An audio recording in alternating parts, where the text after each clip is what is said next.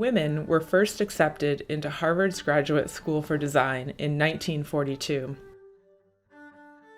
60 women registered, but after 6 months, only 23 remained.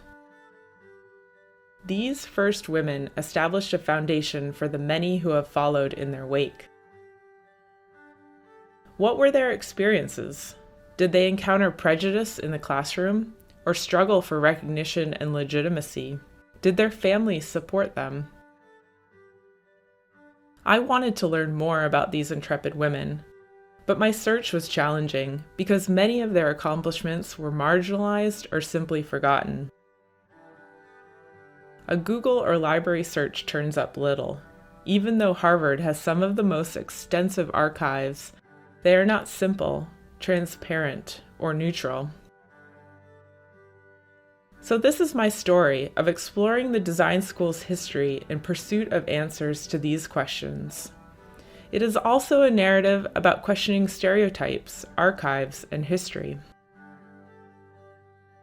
I started with institutional records, finding that the decision to admit women in 1942 was not a progressive statement, but a means to balance the school's budget and boost enrollment numbers. World War II radically changed Harvard, whose male students and professors had gone off to fight. The campus had been turned over to the military. 3,000 soldiers trained in Harvard's classrooms and ate in the dining halls. We may think of nothing but war for the next 5 or 6 years. Meanwhile, we must keep our shops open and do all we can to keep the nation from entirely forgetting that there is still some art left in the world. Keeping the shops open proved challenging as the war left just 26 students, 2/3 of the usual numbers. Robinson and Hunt Halls, where the architecture program was taught, were filled with soldiers rather than students. In 1941, Harvard arranged to absorb the Cambridge School of Architecture and Landscape Architecture. Initially founded in 1915 for women denied admission into Harvard's design school, oddly enough by 2 Harvard professors, Henry Atherton Frost and Bremer Pond.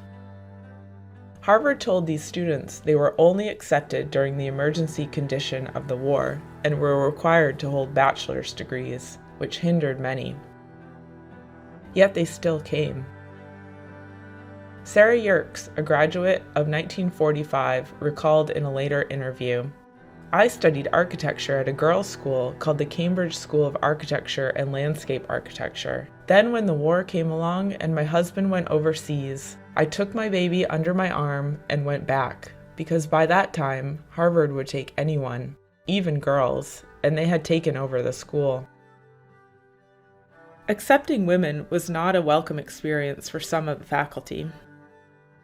They came scrambling like oysters who walked up the beach with the walrus and the carpenter in Alice in Wonderland. We won't carry the simile any further. The protection under which they entered bore the words, "for the duration." They may end up as the oysters did, or they may be very difficult to dislodge.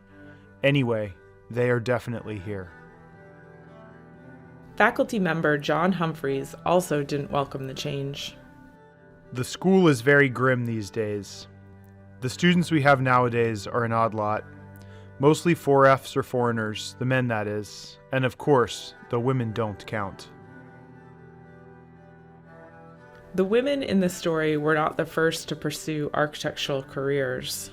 Some moved abroad to receive their degree, like Julia Morgan, who graduated from the Beaux-Arts in Paris in 1898. Some, like Louise Blanchard Bethune, were trained in the apprentice model. Others enrolled in women's schools or the few universities that accepted them, like Mary L. Page, who graduated from the University of Illinois at Urbana-Champaign in 1879. Mary Dana Hicks from Cornell in 1880, and Sophia Hayden Bennett from MIT in 1890. Harvard was significantly slower than many of its peer institutions in admitting women, but it had a history of excluding diverse students. Jean Leigh Newton, a graduate of 1944, chose architecture despite her mother's urging. I'm all in favor of women having the right to study architecture, but I wouldn't advise women to accept it as a career. Newton's archives were some of the most extensive records I found. She kept her student identification card, her printing bills, and letters to friends. She had assignments from Walter Gropius and Marcel Breuer, both leading modern architects who taught at the school. She might not have been chosen for a coveted seat in Gropius's master class, but it was said that he was a bit standoffish, and Breuer was a student favorite. I found countless records of male students' perspectives, including Edward Larrabee Barnes, a 1942 graduate. We students looked for inspiration from Breuer. He gave us basic, practical criticism: how to build, how to plan, how materials behave, how to make connections. He liked ingenuity, was never doctrinaire, never imposed his will. I remember his favorite phrase: "Why not to do it?"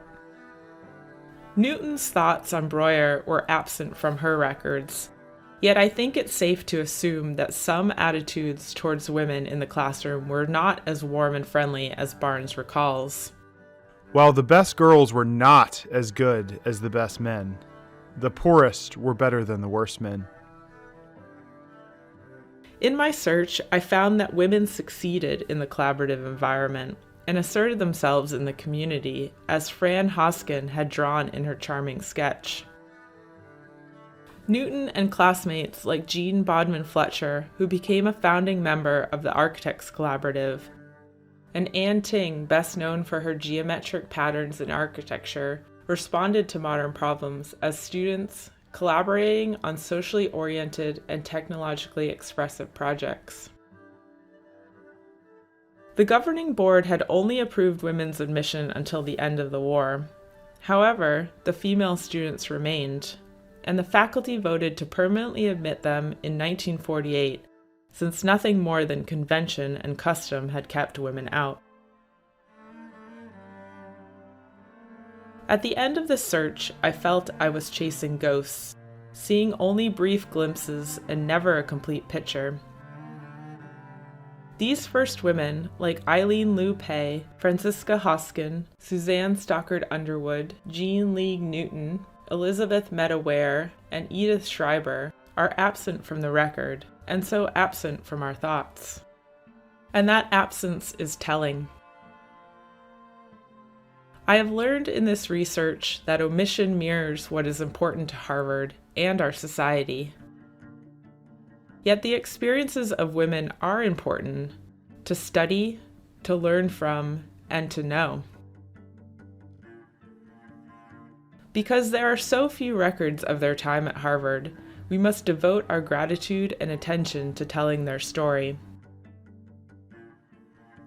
So then, this work is just a start, a first step in knowing these women and the many others who have shaped architecture.